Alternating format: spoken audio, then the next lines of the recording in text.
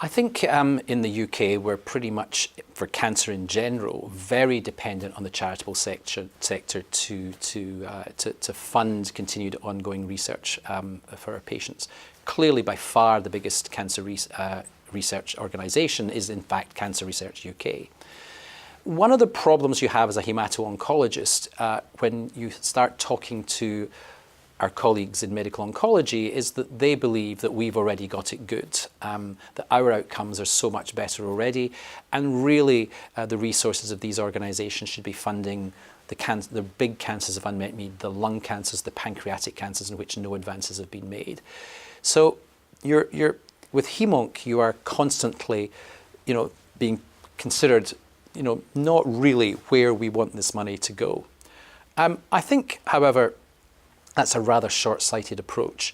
Many of the advances in the field of treating all of cancer has come from our increased understanding of the blood cancers because, of course, it's so much more readily available to access blood samples to get hold of leukemia cells to do the research.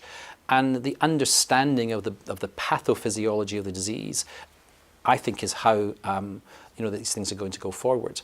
I think it's no surprise that the really effective drugs that we have in CLL right now, like BCR inhibitors and venetoclax, come from identification of critical pathways. And I think it's by understanding the mechanisms whereby cancer cells evolve and escape treatments that we're going to develop the most effective treatments. With all that said then, how are we going to move the field forward?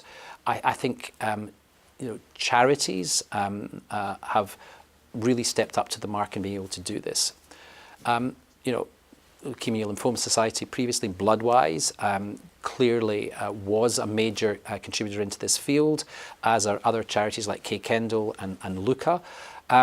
Blood-wise, as we know at the moment, has gone into a little bit of problems, having overstretched itself. And I think that also just shows just how much need there is out there.